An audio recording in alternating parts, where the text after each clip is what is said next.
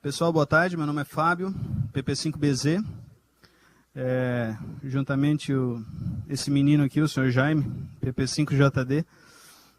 A gente vai dar uma conversada assim, de uma forma bastante ampla, né? de uma forma bastante macro sobre expedições. Né? É um tema muito amplo, a gente não vai conseguir aqui em 50 minutos, 1 hora, a gente se aprofundar muito.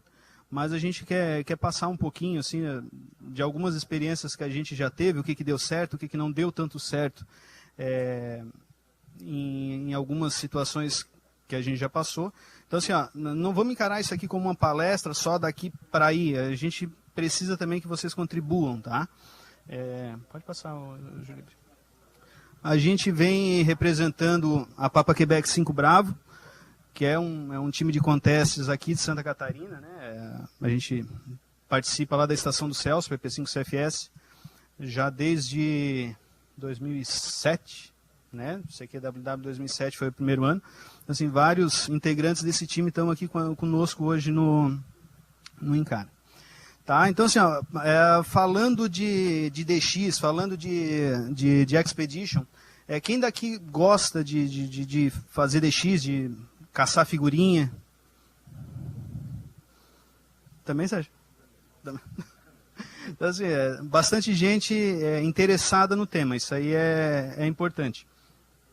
Quem daqui já participou de Expedition, de uma expedição? Legal. Pode passar. Então, assim, a gente trouxe o Sérgio Chapelain, né, para tratar dessa questão aí, do que se alimentam, de onde vivem e tal, esses expedicionários. Mas só fazer uma brincadeira, assim, de uma maneira bem superficial. O que é uma Expedition, quais são os seus objetivos, por onde começar, né, para quem está do zero, partindo do zero, assim, algumas dicas são bastante importantes. O que levar e também o que não levar, porque muitas vezes o peso é um fator determinante para a gente ter sucesso ou não numa ativação. E por que passar tanto trabalho, que daí a gente já vai estar encerrando aí a nossa apresentação. Em termos de, assim, só como definição, de Expedition é a junção de DX, para quem está acostumado com o termo aí, é um contato feito com uma distância, sabe-se lá de onde, né, uma distância ignorada, e a expedição é o deslocamento com destino para um ponto distante. Então, ou seja, é um time ou mesmo uma pessoa sozinha que se dispõe aí a algum lugar distante. E o distante aqui a gente não pode encarar só distante fisicamente, né? Milhares de quilômetros, porque a gente vai ver que lá, daqui a pouquinho a gente vê que não necessariamente a gente precisa viajar tanto para fazer uma Expedition. Aqui eu trago alguns exemplos de QSL, né? de cartões QSL. PX8i é a turma do Renato, né? Lá do Pará DX Group.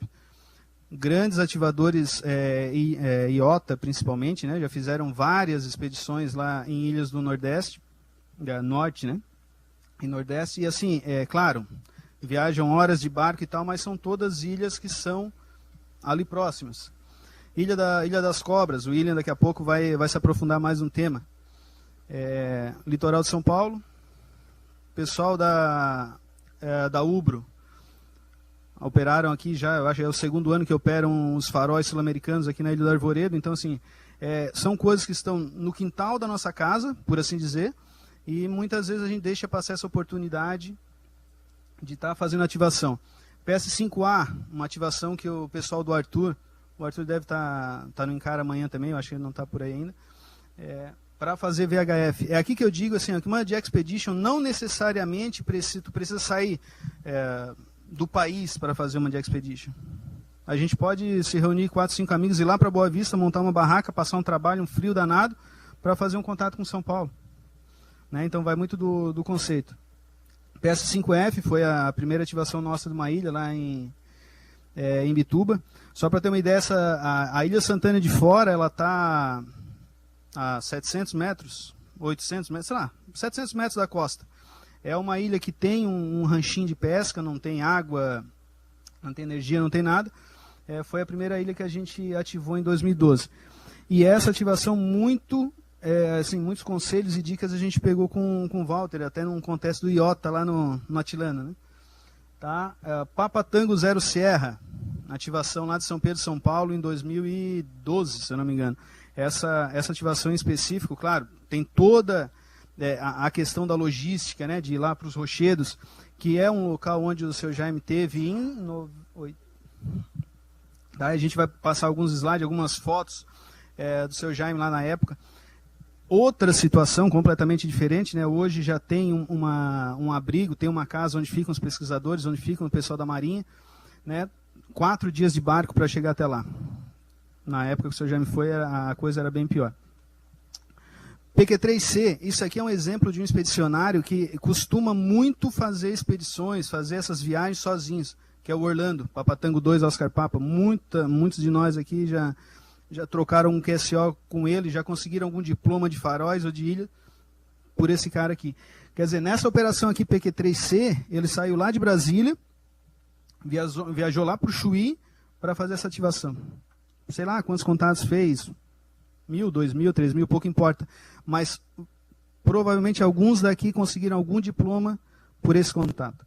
Né? Então, assim, claro, agora vai ter Bouvet, né? De janeiro para fevereiro, milhares de dólares envolvidos numa expedição daquela. N1 para mim, eu vou estar lá tentando também, claro. Mas, assim, a gente não precisa esperar uma expedição desse porte para que a gente faça alguma coisa. A gente pode tentar alguma coisa de uma maneira mais simples. Zulu Whisky 3, Romeu Sierra, o Cláudio, não sei se o Cláudio está por aí ou desceu, eles foram lá para um farol, gerou vídeo, fizeram uma reportagem, um trabalho bastante legal, um serviço bastante complicado. E PQ0 Tango, a ativação que a gente fez em 2015, lá na Ilha da Trindade, o seu Jaime fazia parte do grupo também, Papa Inc 3 Oscar Zulu, o Cláudio, Papa Inc 3 Mike o Miguel, e Papa Inc 3 Flórida Japão, o Jacobs. Então foi uma atividade bastante interessante, né, do ponto de vista assim, de aprendizado. Claro que gratificante pelo fato de ter conhecido não só a ilha, mas conhecido alguns canais dentro da Marinha e tal. Mas assim, foi muito importante todo o aprendizado que a gente teve.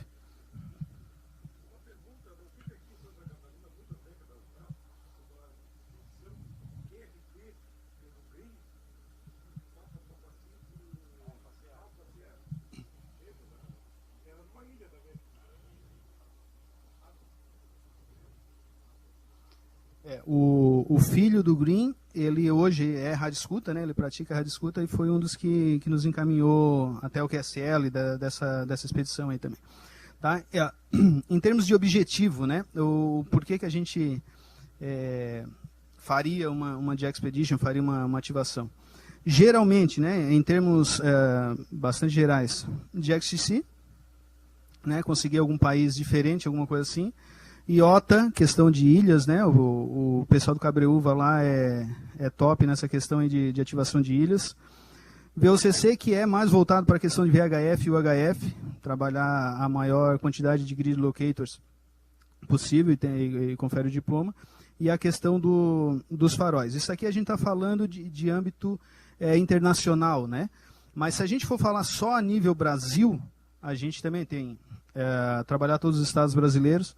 Muitas vezes, até pouco tempo atrás, trabalhar o Amapá, por exemplo, era muito difícil. Tocantins tem uma certa dificuldade. Né? Hoje tem o Papa Quebec 8 Serra Lima, que até favoreceu bastante essa questão do Amapá. Mas até pouco tempo atrás era bastante difícil. Então, assim, nada impede da gente fazer uma expedição daqui, arrumar 4 ou 5 malucos e chegar lá no Amapá, fazer uma meia dúzia de contato.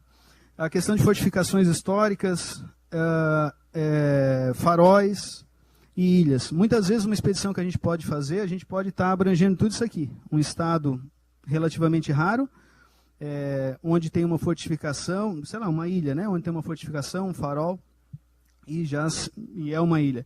Por exemplo, aqui em Florianópolis, a gente tem Naufragados, né? Tem uma fortificação lá, Naufragados. Pouca gente operou de lá. Certamente é um forte, para essa questão de diploma, um forte bastante cobiçado. né? Mas às vezes por estar dentro de casa, não necessariamente chama tanto atenção. Então é isso que a gente tem que ser atento. Tá? Por onde começar? Essa questão eu acho assim que é o tchan da coisa, né? A gente nessa questão aqui de definir destino, né? A gente pode querer muitas coisas, só que nem sempre o que a gente quer, o que a gente busca, a gente teria condição de alcançar. A questão de data é uma coisa que vai gerar um tanto quanto conflito. Pode parecer uma coisa básica, mas o que o Fábio está falando lá na frente, que a gente tem que escolher um destino e uma data? Simplesmente pelo fato que muitas vezes a data que tu quer, tu não vai conseguir. E aí qual é o teu plano B? Entendeu? Então a gente tem que estar isso aí muito mapeado. É a questão de amolar o machado.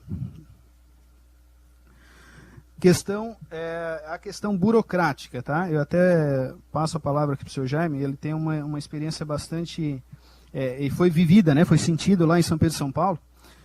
Uma das questões que muito complica na hora da gente conseguir uma liberação para operar em algum lugar, não basta só ter a licença da Anatel, o indicativo da Anatel, muitas vezes é um território militar, né? É uma área militar. Muitas vezes, no caso de ilhas principalmente, tem o controle do ICMBio, né? O pessoal do Cabreúva lá conseguiu um estreitamento muito interessante desse canal radioamadorismo e ICMBio, tanto que possibilitou a ativação da Ilha das Cobras e outras ilhas lá que são reservas. Então, assim, a gente tem que ficar atento nisso aí. Pode passar uma ajuda. Tá, nessa questão de permissões e licenças. Essa é uma foto de São Pedro e São Paulo. Foi um dos motivos que a Marinha proibiu o radioamadorismo de fazer alguma atividade, né? Tanto em São Pedro e São Paulo, quanto também no arquipélago de Trindade. Então, assim, foi quebrado já isso, né? A gente já conseguiu outras atividades. Começou com o Papa Tango Zero Serra, que é aquele QSL que apareceu no slide anterior. Mas muito teve por causa de alguma coisa que aparece nessa foto. O seu Jaime vai passar alguma coisa aqui para vocês. Como vocês podem perceber, essa foto fui eu que tirei, por acaso, quando eu lá estava, em 91. Para desembarcarmos em São Pedro, São Paulo, nós levamos 16 horas. Não tem a estrutura que tem hoje. Foi muito difícil. Ao chegarmos lá, quando vimos aquelas pedras, aquela rochedo, o mar batendo, não vai ter expedição aqui, nós não vamos poder desembarcar. Então, levamos 16 horas para poder desembarcar com os equipamentos.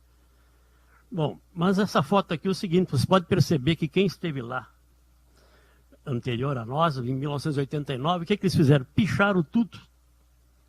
As pedras, parte do farol, escrevendo indicativos, data e outras coisas. Então ficou uma sujeirada lá, sabe? Sujeira, lá no Rochedo, São Pedro, São Paulo. Quando nós fomos para lá em 91, o Brasil precisava marcar presença no Rochedo, São Pedro, São Paulo.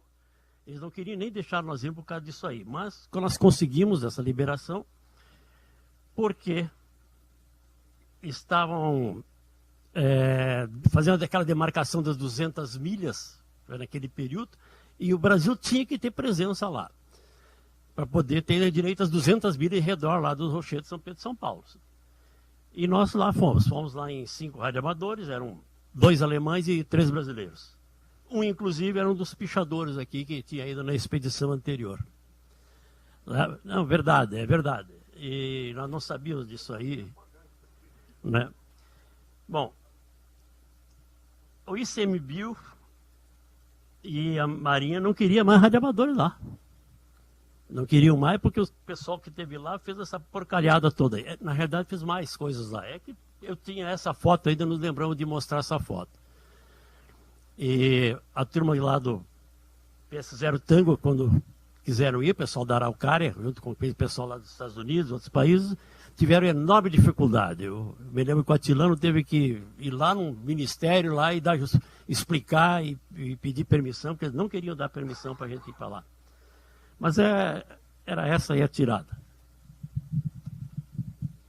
Tá, continuando ali por onde começar, a gente coloca aí escolher o time. Pô, Fábio, mas de novo assim, uma coisa tão básica, né, tão lógica. Mas assim, muitas vezes a gente vai escolher um time para fazer uma expedição dessa, a gente não se dá conta que, por exemplo, a gente vai estar indo para uma ilha, né? A gente vai estar ficando 5 dias, uma semana, com um número de pessoas X que a gente vai ter que conviver. Não vai sair a nado para voltar para o continente. Então, assim, a escolha do time... Isso é pressão. Tá? Então, assim, a escolha do time a gente encara também com assim, uma forma bastante importante aí no sucesso de uma expedição, porque a gente tem que conseguir conciliar as habilidades de cada um, e quando a gente fala em questão de habilidades, não é só a habilidade para lidar com o pailap, muitas vezes a gente precisa de alguém para fazer uma comida, por exemplo. Né? A gente precisa ter um time coeso, que se entendam, né? Tanto que para a Trindade a gente foi, todos os integrantes eram da PQ5 Bravo, ou seja, a gente já estava acostumado a operar os contestes juntos, a gente já sabia até onde que dava para ir com um ou com o outro, sabia os limites, sabia até onde podia apertar ou não, né? E também o puxão de orelha ia vir. E o checklist, né? Para a gente não deixar faltar nada, esse checklist aí é bastante abrangente, entra já no próximo tópico, porque muitas vezes a gente acha que vamos botar um rádio, uma antena dentro de uma sacola, vamos para uma ilha e vamos fazer o contato. Ok, pode ser até que funcione, mas não necessariamente vai ser a melhor forma. Ok. Pode passar. Tá? Necessidade, né? Quando vai montar um checklist, a gente tem que pensar em todas as nossas necessidades, no que, em tese, a gente vai estar usando, vai estar precisando na ilha. E, sobretudo, a gente tem que olhar a nossa possibilidade. Tá? Possibilidade não só, não estou falando aqui em termos financeiros, mas se a gente for usar como exemplo a nossa ativação lá na Trindade, né? Nós fomos no navio da Marinha, 91 metros de comprimento, algumas centenas de toneladas de peso, ou seja, uma coisa grande, no qual a gente tinha pouco menos de 300 quilos liberados para levar de bagagem, equipamento, roupas e tal. Ou seja, a gente tem algumas regras, né, que muitas vezes tem que ser seguidas. Pensa o pessoal da Ubro, por exemplo, se quisesse levar 2, 3 geradores e amplificadores e tal para o Arvoredo. Com certeza não iriam naquela lancha que foram. Teria que ser alguma coisa muito maior ou fazer algumas viagens. Né? O pessoal do Cabreúva, lá para aquelas 2 ativações, Figueiras e Cardoso, não, a última ali que foi as 2 juntas. Cara, se a gente for pensar em levar tudo que em tese a gente vai necessitar lá na ilha, fica uma coisa muito grande.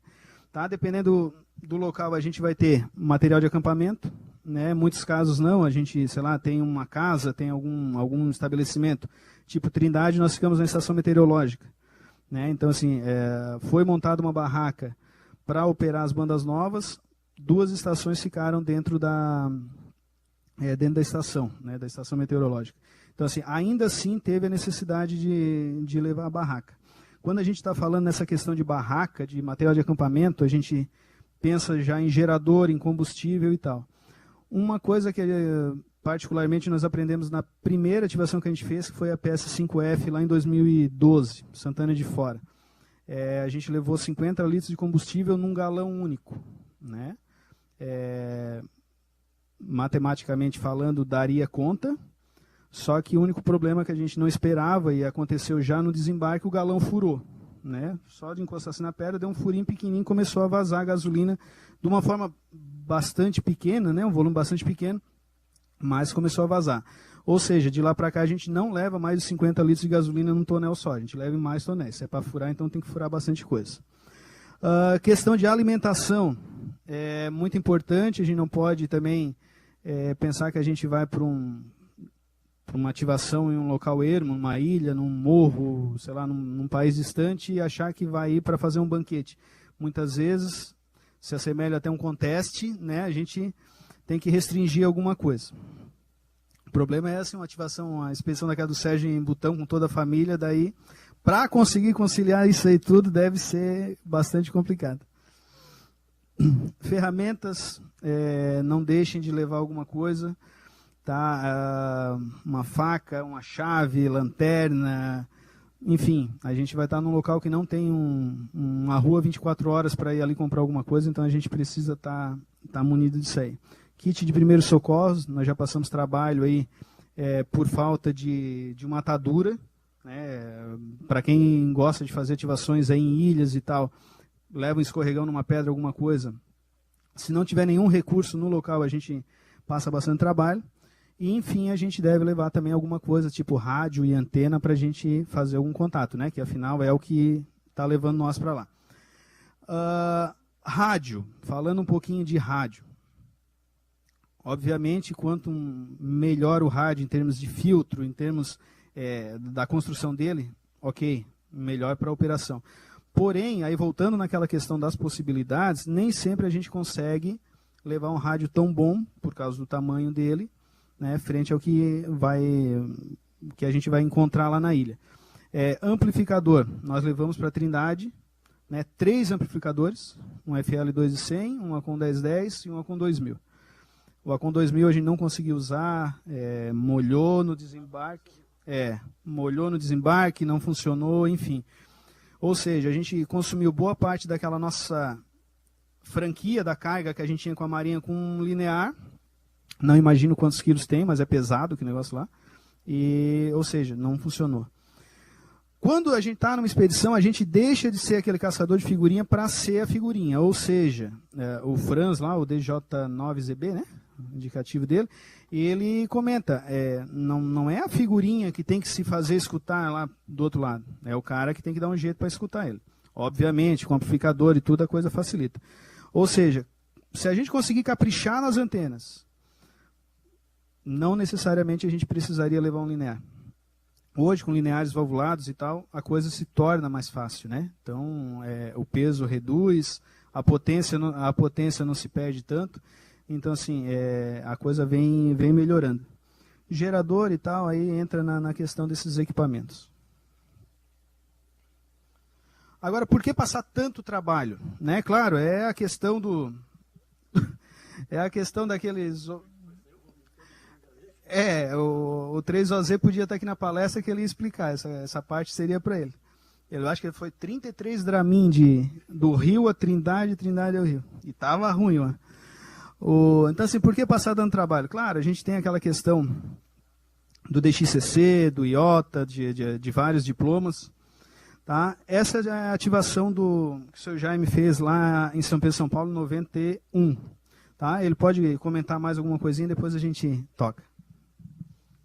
Eu disse en passant para vocês que nós levamos 16 horas para desembarcar e só conseguimos desembarque porque o planejamento incluía o auxílio de um terceiro barco lá, de um outro barco. Nós descobrimos lá um senhor Manuel que ele costumava pescar na região, não ali nos rochedos, mas na região, e combinamos com ele que se nós precisássemos de ajuda, ele nos auxiliaria. E foi graças à ajuda dele, nós tivemos que desembarcar com o auxílio de 11 marinheiros dele lá para poder desembarcar. É terrível, é terrível. A gente chegava com um barco de alumínio, e a onda vinha, batia, jogava o barco contra a pedra, não tem praia, a gente tem que saltar e se agarrar. E como é que nós íamos descer equipamento sem molhar? Geradores, tivemos que levar 2 geradores, não podia ser um só, porque lá não tem nada, não tem água. Nós tivemos que levar água 3 vezes mais do que a gente precisava, porque de repente dá um mau tempo e nós não conseguimos sair do rochedo, nós íamos morrer de sede, lá não tem água. Né? E é tudo irregular, então nós... 4 Victor Bravo, o Cláudio, bolou esse andaime aqui, era um andaime desta construção, que era a nossa barraca. Então ali colocamos uns pisos de madeira, dessas madeira aglomerada, sentava nele, esse aqui é o DJ9 Zulu Bravo, que ele mencionou, é o Franz Lang, está operando aqui no momento, e era nosso quarto de dormir, de descansar, tudo, e aquele sol ali de quase 50 graus, que acrescia aquelas pedras, parecia uma chapa de fogão, então não conseguia sentar ali numa pedra daquela, não tinha jeito. Né? Tivemos lá que chegamos, montamos essas antenas aqui e tal, e tivemos lá um temporal muito forte. Não tem imagem aqui, mas tivemos um temporal muito forte que desmanchou um segundo chaque que nós tínhamos montado lá. Acabou, simplesmente era esse chaque aqui, esse sumiu. Esse aí o vento destruiu tudo. Né? Mas foi uma expedição terrível. Primeiro dia, eu não aguentava mais de cansado, é muito quente, muito esforço, e fui eu que montei a antena, era ruim, não tinha como subir, não tinha escada, a gente usava isso aqui, imagina um tênis fininho, a gente pisando nisso aí, erguendo a antena direcional lá em cima. Tão cansado estava que quando começou o Pailap, era uma loucura, o mundo inteiro queria falar conosco, eu não aguentei mais, fui me deitar, arrumei um lugarzinho, tinha um colchonete de uns 2 centímetros, tudo tinha que ser pequenininho, né? E joguei em cima de umas pedras lá, dei uma ajeitada, e fiquei tudo torto lá e me deitei. Cansado, suado, água para tomar banho, nem pensar. Nós tomávamos banho com a água do mar e usávamos 1 litro de água potável para tirar o sal depois, era essa a nossa... Nós tínhamos que economizar água. Aí eu deitei ali para dar uma descansada, já era anoitecendo, e senti alguma coisa andando por cima de mim, aquele negócio, puxa vida, fui deitar em cima do formigueiro, mas lá não tinha formiga. Piolho, nós ficamos cobertos de piolho, piolho das aves, né? Aqui parecia os chatos, parecia os caranguejinhos, ficamos cobertos de piolho. Realmente foi complicado lá. Caranguejo de tudo que é jeito, tipo e piolho. A gente estava sentado ali operando e os piolhos subindo pela gente, subia pelas pernas, andava em cima do log, log tudo à mão, hein? Tá. Vou passar para ti novamente. O senhor Jaime falou que esse aqui é o Franz, esse aqui é o alemão não sei quem, mas esse aqui é ele, tá? Lá em 91 era o senhor Jaime. Assim. Ainda no tal do Porque Passar Tanto Trabalho, o pessoal do Cabreúva, não vou me aprofundar, que eu tenho certeza que o William vai contar muita história boa de lá. Né? Mas assim, o que faz um bando de loucos sair de casa para ir lá para um lugar onde é a ilha mais perigosa do mundo, o local mais perigoso do mundo, que tem não sei quantas cobras por metro quadrado e tal, e uma cobra que só tem lá e o veneno mordeu, um abraço pro gaiteiro e boa. BS7H, Scarborough Reef, isso aí tá no hall ali dos top 10, né, dos mais procurados. Se resume a isso aqui, né? É uma pedra. Então, aquilo ali conta como uma entidade, conta como um DXCC. Então, assim, o que leva... Isso aí conta como um país para os animadores. Então, assim, o que leva o pessoal a fazer uma operação dessa lá? Pode passar assim, ó, é um vídeo de 2 minutos, 3 minutos, que é o nosso embarque. Tem som, tá? Que é o nosso só que vai ter que passar lá pela apresentação mesmo, tá? Scarborough Reef. China. Ali entre aqueles chineses tinha um com a camiseta da RTC ali. Ele esteve aqui operando na casa do PPC. Como é que será? Fazia parte do time chinês. Ali tá entre os 10 mais. Sim. Fica só aquele cucuruto ali, né?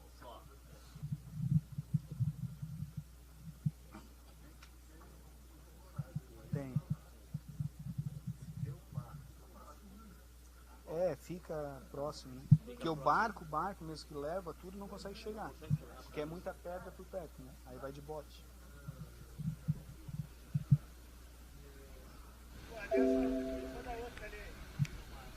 Pessoal, esse é o nosso retorno de Trindade para o navio, tá? Olha só a condição do mar e tal.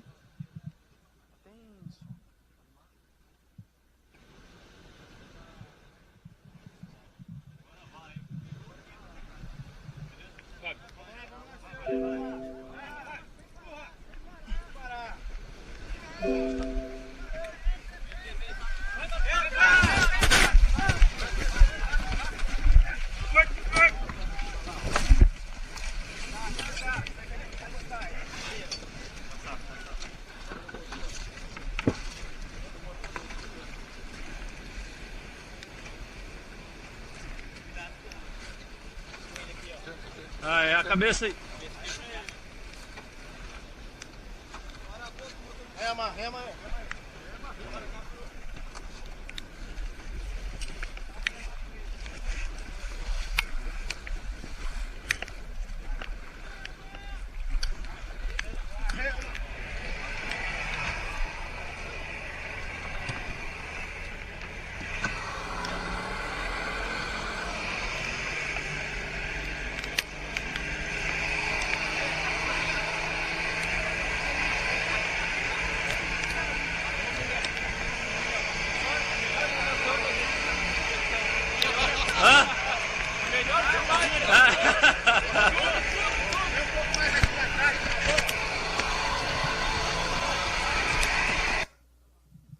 Tá, pessoal? Então, assim, esse aí foi nosso retorno, né, para o navio.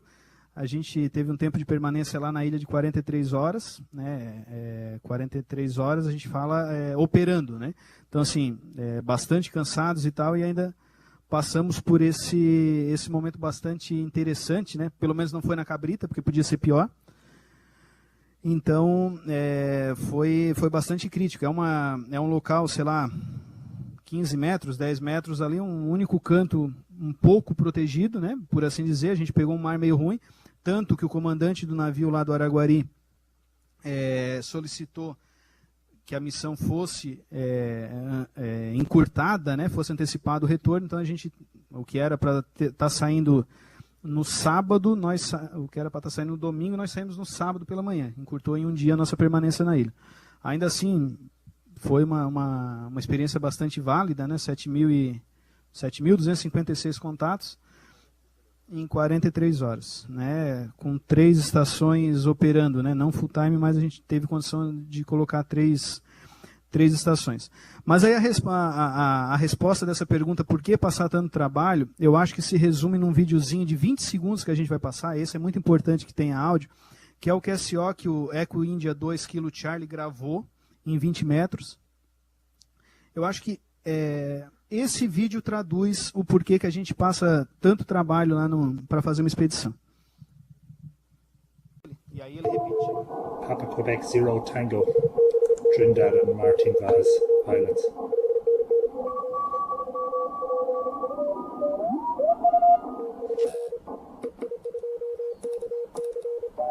Would be a new one if I could get him.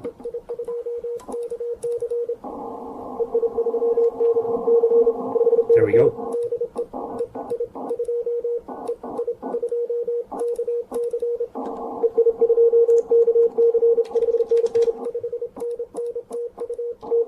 Yes! Just like that! I mean, literally, that's it! He's in the log! Tá certo. Eu acho que é isso aí que fica, entendeu? É o que a gente pode proporcionar para quem está aqui do outro lado, nessa questão de contato, de diploma, enfim. Da nossa parte, pode passar hoje. Da nossa parte era isso. Vocês têm alguma pergunta, alguma curiosidade? A gente está à disposição. Só um minutinho.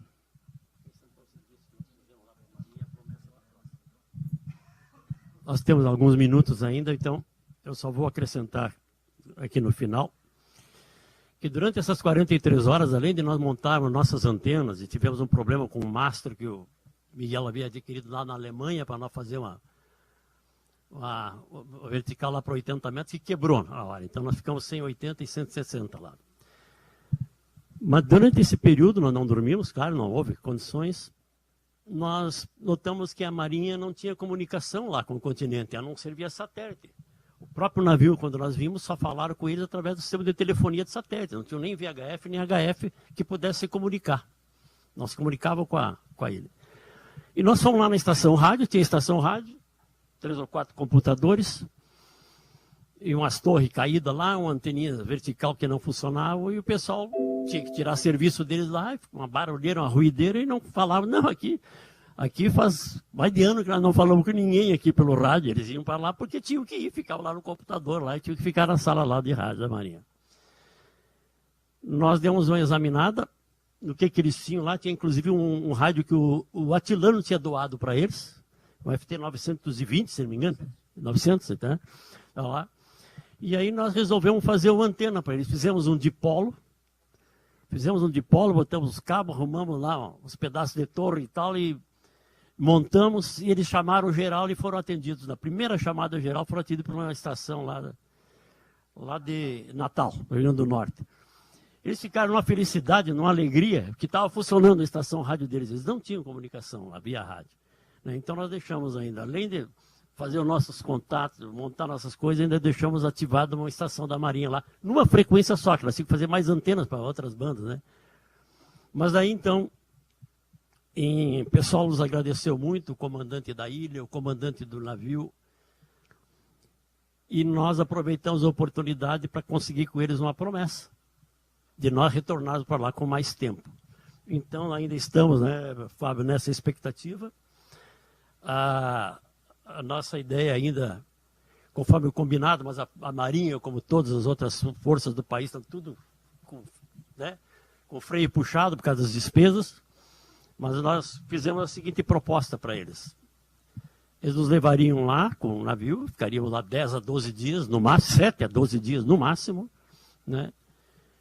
E pronto. E nós, em troca, colocaríamos em funcionamento a estação rádio deles lá, deixaríamos funcionando a estação rádio deles lá, com todas as bandas que eles utilizam normalmente, colocaríamos uma repetidora de VHF lá, tem uma torre, painel solar, mas não tem nada lá, tem uma torre montada bem no centro. Então, o pessoal da Marinha e os pesquisadores, que vocês perceberam naquele barco quando nós estávamos retornando ali tinha uns pesquisadores, o pessoal da universidade, que vão para fazer pesquisa lá, estavam voltando conosco. Eles não têm como se comunicar, eles têm uns HT, mas eles só falam pertinho, porque tem uma barreira vulcânica lá no meio que eles não conseguem falar um lado para o outro. Não tem? A ilha, a altura dela são 600 metros. Então, só se fala numa costa ou na outra. Ou na outra. De uma costa para outra não tem jeito. Então, se sai um pesquisador desses, ou mesmo um pessoal da Marinha, para fazer seu trabalho de pesquisa lá no que ele faz, com aquelas tartarugas e com algas e outras coisas mais, peixes, né? E sofrer um acidente, se machucar, se cortar, qualquer coisa, não tem nem como pedir socorro. Não tem. Né? Então, essa repetidora teria essa finalidade. Nós colocamos um repetidor para que pudesse se comunicar na ilha toda, e mesmo os navios à distância poderiam se comunicar, nas frequências da Marinha e VHF, e as estações da HF nós deixaríamos funcionando. Então, eles concordaram com tudo e nós estamos no aguardo de uma nova oportunidade, porque eles, na realidade, eles fizeram a contraproposta. Nos levariam, nos deixariam 30 dias lá e depois iriam nos buscar, mas essa não nos serve. Né? Essa não nos serve. 60 dias, perdão. Mas essa não nos serve. Então, eles teriam que... Mas eles já bolaram o jeito que vai dar para fazer lá. Eles vão mandar um navio que faz troca de 50% da equipe que está lá, né? E levar alimentos e tal, e recolhe todo o lixo, que vem tudo, não fica nada, absolutamente nada lá. E depois mandariam um outro navio para fazer outro serviço, né, que seriam aqueles navios hidrográficos, aqueles que fazem aquelas pesquisas lá. Aí eles arrumariam uma desculpa para mandar um navio daquilo lá que era para nos trazer, mas até agora ainda não deu. Estamos no aguardo aí da próxima.